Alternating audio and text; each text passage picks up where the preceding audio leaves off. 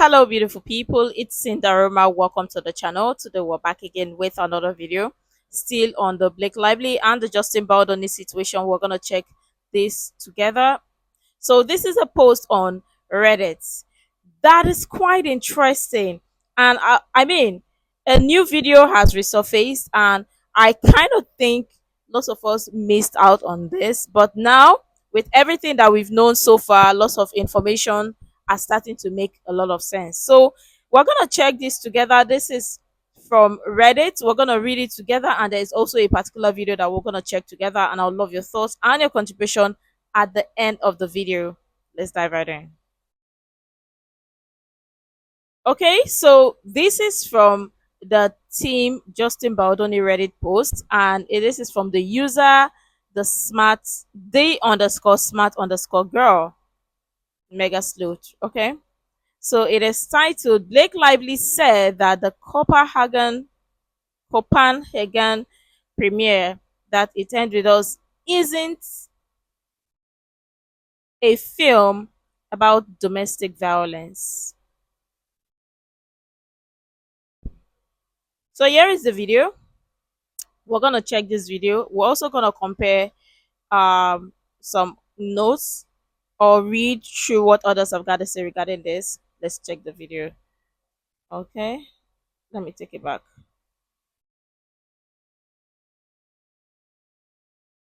Okay. Oh, film about domestic violence. oh. This isn't a film about domestic violence. And this isn't a film about domestic violence. And this isn't a film about domestic violence. It's a film that covers a lot of things, from first love to being an entrepreneur and opening. This isn't a film about domestic violence. And this isn't a film about domestic violence. And this isn't a film about domestic violence. So she has been going around during the premiere parading that the film is not about domestic violence, hence the wear your florals or whatever. And when Justin Baldoni was talking about the film in the DV lights, it's sort of like, to her is like, okay, that wasn't the agreement, but baby girl, you had so much authorship and you had the chance, but I digress. Film that covers a lot of. This isn't a film about domestic violence. And this isn't a film about domestic violence. And this isn't a film about domestic violence. It's a film that covers a lot of things, from first love to being an entrepreneur and opening your first shop and having all your dreams come true, to falling in love, to finding a new best friend, to domestic violence, which you don't hear all of those things in one place. But Wait. this isn't a. Okay. This isn't a film about domestic violence. And this isn't a film about domestic violence. And this isn't a film about domestic violence. It's a film that covers a lot of things, from first love to being an entrepreneur and opening your first shop and having all your dreams come true, to falling in love, to finding a new best friend, to domestic violence, which you don't hear all of those things in one place. But this isn't a story, this isn't a love story, this isn't a love triangle. This isn't a story, this isn't a love story, this isn't a love triangle, and this isn't a film about domestic violence, and this isn't a film about domestic violence, and this isn't a film about domestic violence. It's a film about a woman, because she's not defined by anything any man did to her, whether positive or negative. She just wanted to excuse the DV part and make it all about the woman. That is her. Because we can't even find Lily Bloom in the video. So there is no Lily Bloom in the video. There is no Lily Bloom in the movie. But make it about you yourself. And talk about there is a smear campaign. And talk about how the response you got wasn't great. Baby girl, you made it about florals. You made domestic violence romantic. In what sort of world is DV romantic? Make it make sense.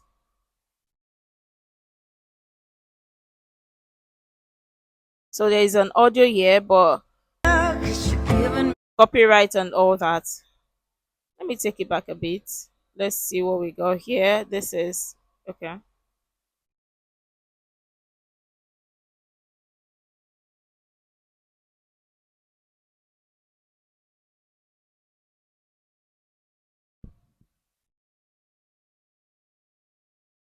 You know, this woman's problem is the fact that she did not even think about the victims for a moment.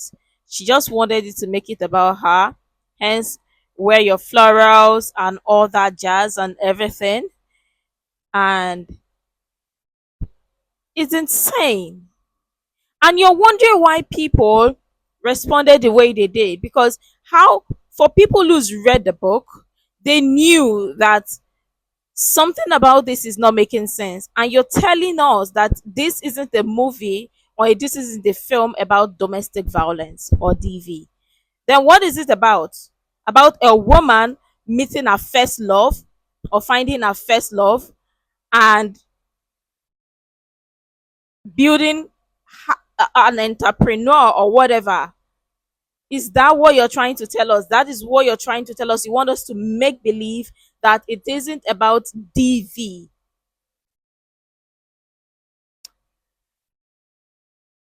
Okay. So let's go check the comments. This user commented, this is Captain Catnip 999. This isn't a film about DV. It's a film about me. Why else would I be here? Can you guess who I'm wearing? Absolutely. Florals. Grab your florals. Also, hearing Blake gush how unique it is to see a movie where the man character has more than one dimension, or a movie where a woman has agency. Makes me wonder if she ever watches any movie. She doesn't, because obviously she didn't read the book. She has no knowledge or no idea about what the book is about. But make it about yourself. Make it about opening your first flower shop or entrepreneurship, being a female boss and whatnot and all that. And ignore the main essence of the movie. Yeah, being a female boss is cute. That's the perspective they wanted. She wanted to present, but the fact that you sort of think that you would remove the DV aspect of it and make it all about you, baby girl. It is not about you, but of course, that is the reason why there is no Lily Bloom in the video. It makes total sense now, does it? Or doesn't it? Another user commented, this is Crow4786, and this woman wants us to believe that she was tricked into the tone deaf marketing of the film, of this film. Blake, the call is coming from inside the house. Absolutely. Another user commented, this is from Lily. Grab your friends, wear your florals, of course. Another user commented, little tiny oranges. The grab your friends bit was a big part of Baldoni's previous movie campaign, but it 100% is absolutely bonkers that she said this movie was not about DV. That is insane. But that previous movie campaign, I would love to see it. I would love to see it as well. This user commented, this is from bubbly underscore list 274. You don't understand. When she said wear your floral, she was referencing the symbolism of flowers representing hope after domestic violence. A comment I read under the Beat Fruity podcast about the drama. Listen, see, people are gonna find every reason or find a way to justify or um like paint her actions to make it look cute or whatever, or to justify that, oh, maybe she meant something in this light, and maybe, just maybe, she wanted to give hope. But there is no sense of hope, because if you excuse the DV aspect of it and you wanted to romanticize it or make it look like, oh, it is about florals, because that was the impression lots of people had. Because if, just let's say, Justin Baldoni was totally not allowed to do marketing of the movie, do you think people would have thought that the movie itself is about DV? Of course not. Because I've seen a particular movie that is about DV, but also has a reference of the what's it called? Florals. But they have a flower farm, and that the name of the movie is The Lost Flowers of Alice Heart. It's about DV and also SA. Right? Right? But from when you look at the movie, it depicts that, like, every scene. At first, I actually, in my head, I was like, what are we gonna expect? But it depicts that you sort of saw it. You didn't see the flowers or the florals. It wasn't distracting. It shone a light, or it They were referencing everything or things about DVKs, the SA, SV, and all that. And you sort of feel that connection. And they were actually talking and sending a message or talking to the victims or to survivors out there. But it ends with us. We don't even see that. We don't even. All we get is florals. We're so distracted with florals, and you're telling us that the movie is not about DV. You want us to believe that? Okay. Another user commented, X not Josie Grossi commented, wait, let me try to sound like Blake. Titanic isn't a movie about sinking cruise liner. It's about forbidden love and social classes and oceanography. Sometimes the cruise liner sinks, but its message or is of resilience and overseas travel. You get, like, maybe, just maybe, they want to. Jurassic Park isn't the movie about dinosaurs, it's about fleeting time and rebirth. It's about Mother Earth and destruction, renewal and healing and perseverance. The Little Mermaid isn't about Little Mermaid, it's about the biodiversity of sea life, yearning for expansion, romanticizing foreign worlds, family strife, discovering cutlery, and fighting for interspecies love. How did I do? You nailed it. Yeah, somebody commented, you nailed it. You nailed it. Because, excuse you, excuse you. Why are you taking the DV aspect or the DV part of the It Ends With Us and making it about romance or about florals?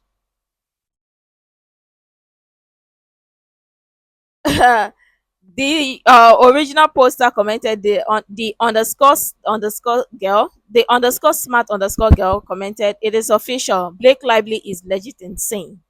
Like, Captain Catnip 999 commented, remember the good old times when the only thing we knew about Blake Lively was that she went to the Met Gala and was in Gossip Girl? She's the embodiment of you should have just sat there and ate your food. It's like she has the curse from fairy tales where every time she opens her mouth, spiders and snakes jump out of it. Nah, you guys are wild. You guys are freaking wild. You guys are wild. I don't think we want to go through all of the comments, but this user commented, this user NY5 ever commented, putting a raging narcissism aside, I'm convinced this woman is allergic to non-hideous outfit. Ah. Oh my god.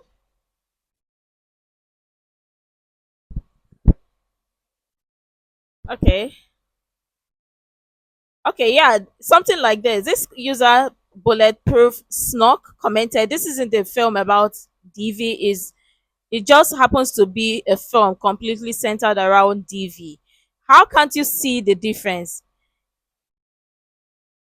A user commented, Kapi Barabi Barabi. Yeah, DV was a cameo only because they sort of did not want the movie itself to be about DV. They wanted it to be romance, and that was the now you understand the reason why they didn't want Justin Baldoni's cut or the director's cut. While why they inserted themselves, like, oh yeah, everything from the music, dress, outfit, and whatever. I'm starting to understand, like, realize that it was from the beginning.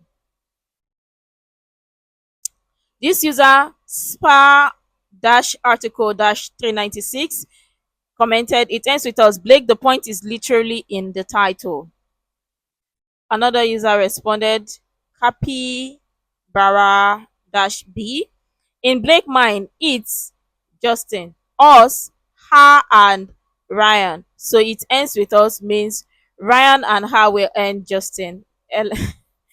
Maybe, just maybe, but it's insane.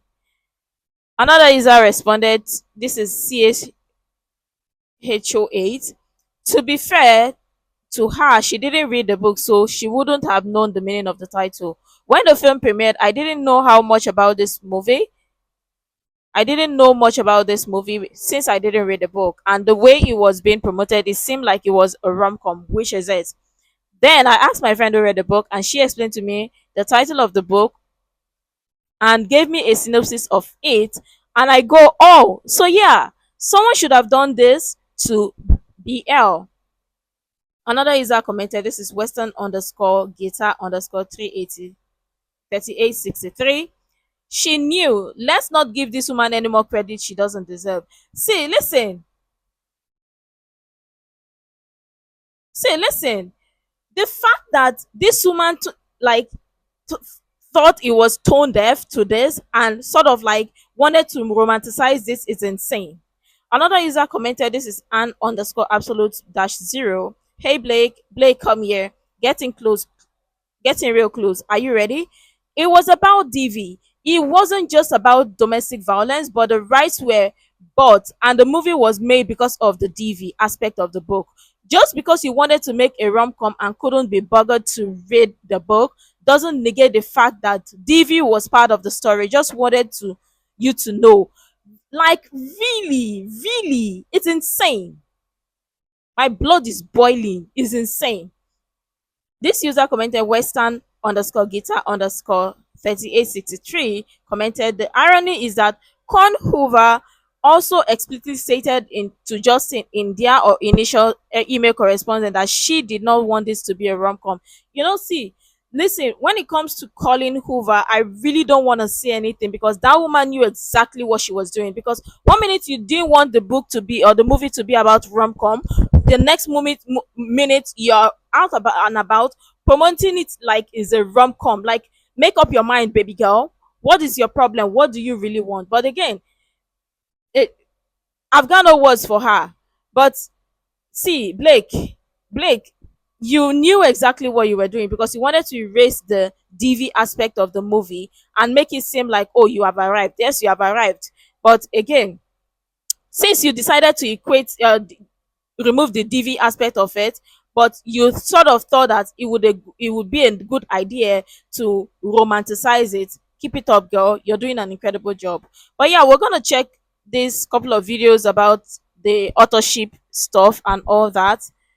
Yeah, I think this is the video, right?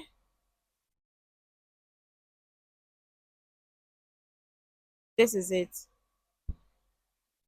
Okay, let's play it together.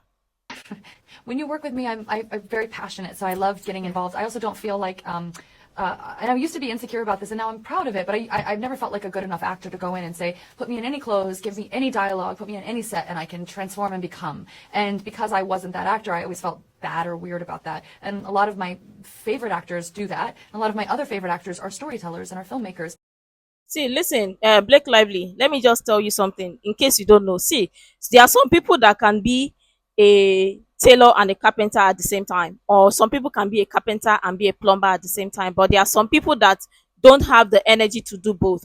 Just because you saw somebody who is a truck driver and also a taxi driver doesn't mean you also should jump on to do it. You don't even understand that some people put in the work or some people actually worked for it. But because you saw somebody doing it, you sort of think that, oh yeah, this person is doing it, so me too, I can do it. Remember, there are some people that actually put in the work and they worked for it. But of course, in the world of BL, she doesn't have to work for nothing. If others are doing it, then me too, I will do it. See, listen, remember, you reap what you sow. So if you do not reap, do you think you are going to plant cocoyam and you're going to reap egg? Or you want to tell me you will plant orange and you are going to the place where you planted it or to your farm and you're expecting banana? What is wrong with you, BL?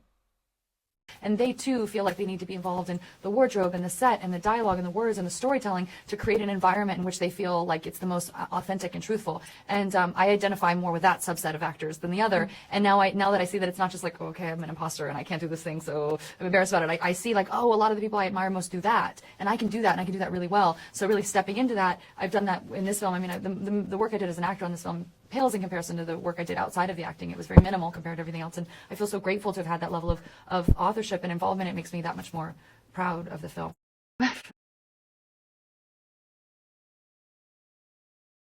proud of a film that you actually don't even know nothing about. Because I mean, you, Blake, you were the one that was marketing it like it was sort of rom-com, right? But you were involved in everything. You make sure that no part of it, or just everything sort of talked about florals, you made sure that that DV part is not put in the video or put in the movie, because people really don't need that DV sense of it. We get it. We get it, BL, because we now know that this is how you work, this is your intention, this is what you plan to do with the movie. We get it. We now understand the the game that you were running or whatever you were doing. It is understandable. But Blake, this is something I just want to give you, just a piece of advice. You may not hear it from somebody else, but let me tell you, people actually work for it. And if you see somebody who happens to be let's use for example a content creator and also an editor, or a videographer and also an editor, remember they put in the work, because not everybody would have the energy or have the strength to do content creation, be a videographer, and also be an editor at the same time. It is time consuming. But if you see lots of people who have that energy and they are doing it, have you actually gone to ask them, like, what is your strategy? How did you come about it? And let them tell you that some of them put in years of work on sleepless nights. But you just think that you will wake up one day and stroll to anywhere, any set, and then just because person A is doing what, then you think that okay, that's how they strolled into a set, or strolled onto a set or onto a project and decided to color B everything. It doesn't work like that. They put in the work. Some people had sleepless nights. And Blake, I don't think you ever had sleepless night, because if you had sleepless night, you will know that some people are passionate about their work, are passionate about the project, and you don't just stroll there and expect mountain to fall from the sky. But there is also another video about the authorship stuff that we're also gonna check, because we really need to check this together, because now you understand that she knew exactly what she was doing. Blake Lively admitted to Forbes she needed authorship on her films. In an interview from the 2022 Forbes Power Women Summit, Lively admits that simply taking direction as an actress isn't, quote, fulfilling for her, and she needs to have input on costume design, writing, and other pieces of a project. Show up on a set, I knew that they just wanted me to show up and look cute and stand on a little pink sticker where I'm supposed to go and say what I'm supposed to say, but I also knew that like that wasn't fulfilling for me, that I wanted to be a part of the storytelling, that I wanted to be a part of the narrative, whether that be in the writing, in the costume design, in creating the character. And sometimes I had directors or producers or writers who would welcome that and invite that once they saw that I was able to offer that. And sometimes I would have people who really resented that because they were like, we just hired you to be an actor. Yet when I went into meetings, I would just seem like I'm just there to be the actor and ready to get the gig. I wouldn't reveal that I actually need to have authorship in order to feel fulfilled. This never gets old. And listen, sort of like people who is trying to give Blake some credit or cut her some slack to say just maybe, or trying to impute the husband in this case to say maybe it was a husband. This woman knew exactly what she was doing. This woman in question knew exactly what she was doing, and this is what 2022.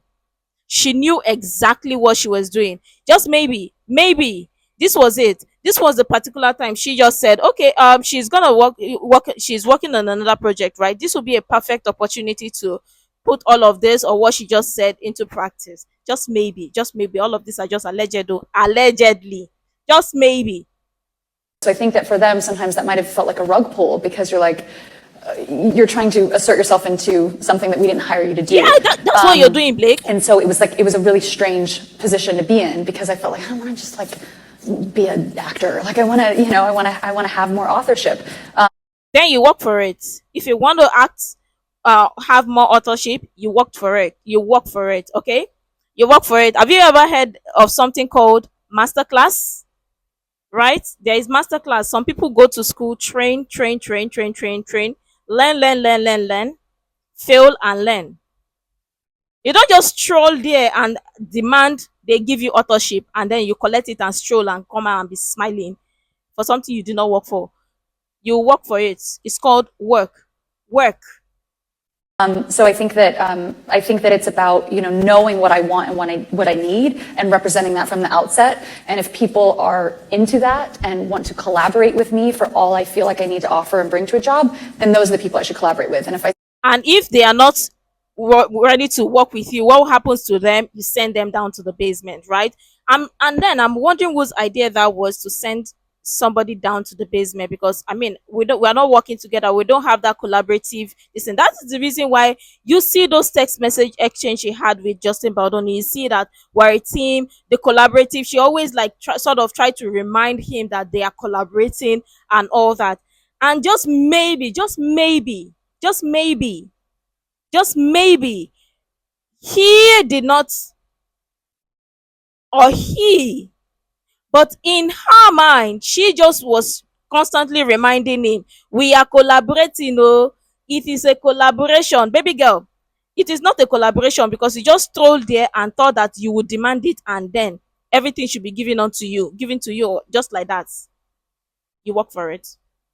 Into that and want to collaborate with me for all I feel like I need to offer and bring to a job, then those are the people I should collaborate with. And if I see that it's people who are, whether this is in business or acting or whatever it is, where it's people who I can see that feels like that's stepping on their territory, that's not going to ultimately be a fulfilling relationship for either one of us. Yeah, it's not gonna be a fulfilling relationship for either one of us. It's either you're gonna allegedly fire them, or let them go, relieve them of their job, take control of the project, take control of their job, and send them down to the basement. Because how dare you don't want to collaborate with me? I want authorship and you're not giving me authorship. Eh? But again, there is also I mean, look at that video, the video we just checked, that she sort of had a lot of authorship, or she had the authorship both in and out. Here on the set of It Ends With Us, she got it. She got it. And at what cost? Sending somebody down to the basement, people getting fired from the job, lots of people potentially not being included in the project, all because one person just wanted to be fulfilled. You just wanted to be fulfilled. You don't care. You really are not passionate about it. But remember, you said it's not about DV, right? Yeah. So it was about Floral's rom-com. You wanted to bring out that aspect to tell people that, oh, you're good at it. You're good at rom-com. Interview took place before she signed on to It Ends With Us in 2023. Read more at Forbes.com. Life is too short to work with people who are assholes. Sorry to for that to be the word of the day, but it is. It's like, I want to work with nice people, and it doesn't mean that there isn't confrontation, that there aren't challenges, that there isn't friction. But like when you work with people where there's a mutual respect, it frees up so much time emotionally, practically, and you're so much more productive. So for me, I think if anything, the way I choose a job now is this going to be is my time going to be valued and well used? And the metric which I use to judge that is like, am I working with good people who respect me and whom I respect? And that's really, I'm very fortunate to be in that position, because I haven't always been in that position. And it's why I'm more selective, but it's why I'm more proud of the work I'm doing now than I ever have been, because of the people that I'm collaborating with. Blake you wanted to work with good people, nice people. You had the opportunity, but what happened? You sent them to the basement. You relieved others of their job, because I mean, you wanted to get the sole authorship that you deserve, because you thought it was about you, or you wanted to make it about you. Blake, you knew exactly what you were doing, right, baby girl? You knew what you were doing. You wanted life is too short to work with people who are AOs. Well, have you heard of anything called a mirror? A reflection of yourself, right? So I mean, maybe somebody should hand her a mirror to look at herself, or look at what it looks like, because looks like somebody is missing a mirror in their house. But yeah, there's also another part of the video that we're also gonna check, because this is just going to tell you that BL knew exactly what she was doing. This is the video. Let's check it out. Everyone is missing a key part in the Forbes interview with Blake Lively. So I'm going to show you the part that everyone is clipping, and then I'm going to show you the part that everyone is missing. And sometimes I would have people who really resented that, because they were like, we just hired you to be an actor. Yet when I went in the meetings, I would just seem like I'm just there to be the actor and ready to get the gig. I wouldn't reveal that I actually need to have authorship in order to fulfill. I think it's about being upfront about like knowing what you actually need versus just like trying to get the job. And then, once you're in it, sort of revealing the scope of your sort of needs. You think it can't get worse than that? Watch this. I acknowledge I have a massive unfair advantage by, having the entertainment industry as sort of this microphone or this boost that I get to, sort of help promote my businesses with. But if the product isn't great, I can only sell one bottle. If the product isn't great, then then I have nothing. And I think it's important, especially when it's a startup. I think you always learn more from your failures than you do your successes, which is really awful and painful at the time. And people tell you that, but you actually do learn more. There are growing pains in a startup, but then there are also red flags.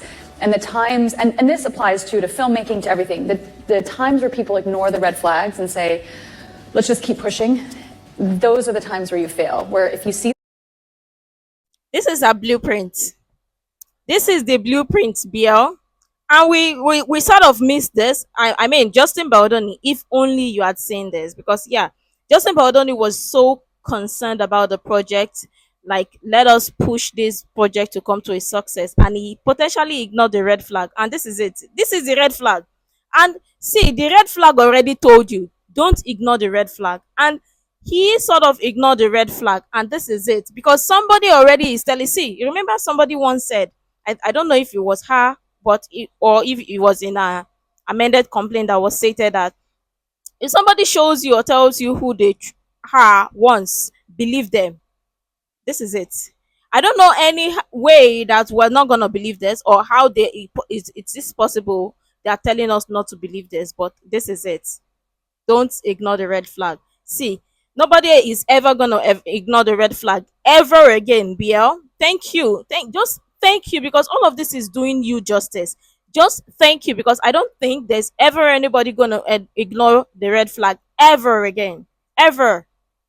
that something's broken, you have to stop and the times where you fail, where if you see that something's broken, you have to stop and fix it, because once you put it out there, it's so much harder to catch up. So I really think it comes down to quality and conviction. This proves that Blake Lively knew exactly what she was doing during this entire debacle. And I know Justin is just punching the air like, why didn't I see this before casting her? Exactly. This is the blueprint that she has been telling us or talking about.